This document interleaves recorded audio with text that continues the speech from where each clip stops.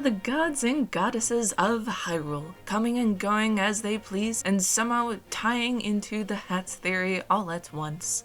Hello and welcome. Today we will be going through the games throughout the Zelda series and talking about the gods that show up throughout it. Also, if you haven't seen the hats theory, I will be linking it in the description below because we will be referencing it quite a bit. But the TLDR is, in this timeline, Link has no stripe in his hat, Downfall has the golden stripe, Adult has the dark green stripe, and this new timeline has a light green stripe. We can tell what timeline you're in by just looking at Link's hat. Also, I found that you can tell if you're in the Triforce timeline or the Wild timeline if you look at the font of the title, except for in Zelda 1 and 2 because they didn't have that figured out yet. Alright, let's get into the gods, starting with Skyward Sword, and also staying in the Triforce timeline.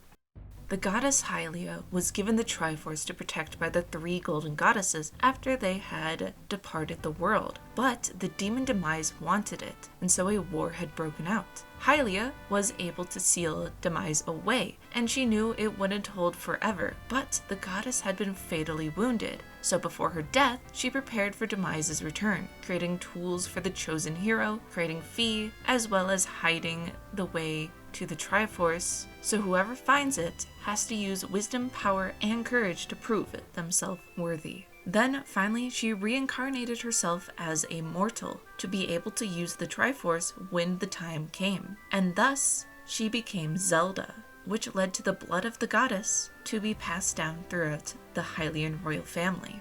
Next, we have Demise. Demise is described as an eternal entity that has conquered time itself. He is also described as a demon. His want for power has led him to try and take the Triforce by force, but because of the events of Skyward Sword, Link, the hero of the sky, was able to kill him. Demise, in his last breath, cursed the blood of the goddess and the spirit of the hero to forever be haunted by an incarnation of his hatred.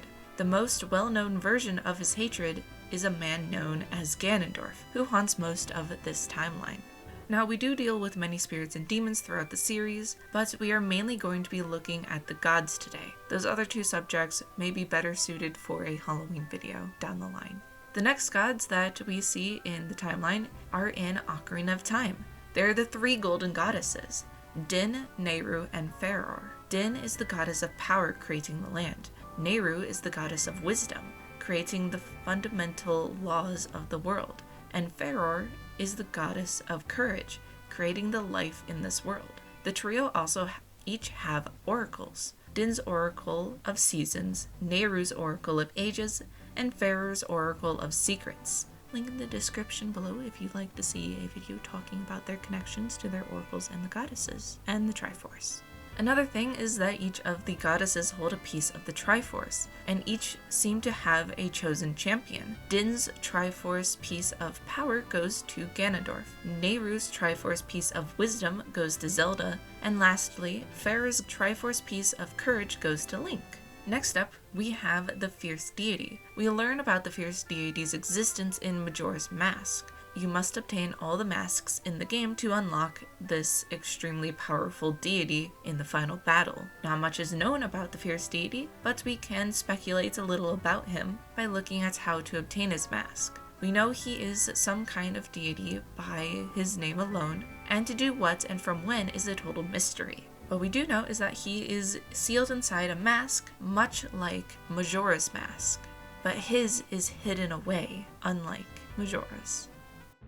Now, moving over to the other timeline, and more importantly, the real reason we had to separate the two timelines in this video. See, while I've played through the entire series, I had a bit of a realization while making this video. These two timelines have different god pantheons.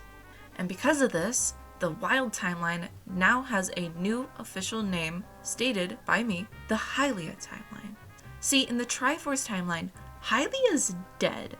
She is not worshipped throughout the timeline, and Skyward Sword is when she was introduced as a goddess, which means Minish Cap, Four Swords Adventures, Ocarina of Time, Majora's Mask, Twilight Princess, A Link to the Past, Oracle of Seasons, Oracle of Ages, Link's Awakening, A Link Between Worlds, Triforce Heroes, Zelda 1, Zelda 2, Wind Waker, Phantom Hourglass, and Spirit Tracks all do not worship the goddess Hylia, but instead worship the 3 golden goddesses. Hylia had also given up being a goddess to become a mortal. She isn't a god anymore, she is Skyward Sword's Zelda. Which also means that if the games in the Hylia timeline were canon to the rest of the series, then that cannot physically be Hylia because again, she is dead. Who are you praying to? She's not here! There's also the fact that there is a different creation story with different gods connected. Even Demise is nowhere to be seen, which means Hylia never had to battle him, which means Hylia never sustained that fatal wound, which means she never had to become mortal, which means she still is alive, and these goddess statues work exactly as they do in-game. They're not lying to you. The explanation is correct if Hylia is alive, but in the Triforce timeline, she is not. Also, there's the Horned God, a god known to be the opposite of Hylia, but in the Triforce timeline, that role was held by Demise. The Horned God also doesn't act evil or anything, he just reshuffles your hearts and stamina for you, and doesn't have a lot of followers. The 3 golden goddesses change in their involvement in sealing away Null, and the fact that they physically speak to Zelda in Echoes of Wisdom and not through their oracles. Null is a being trapped under the earth. The 3 golden goddesses had sealed him down there as they wished to create, as he had wished for the nothingness of the void. In trying to escape and turn the world into the void once more, he created rifts in the still world. Zelda was able to seal him away, once more with the primal energy. In this timeline, this is the first time and only time the Triforce has been used, which also means that it's extremely valid. The name was lost throughout time, unlike in the Triforce timeline, where the explanation would have been, oh, the royal family lost it. Oh, but don't worry, after this game, they found it again.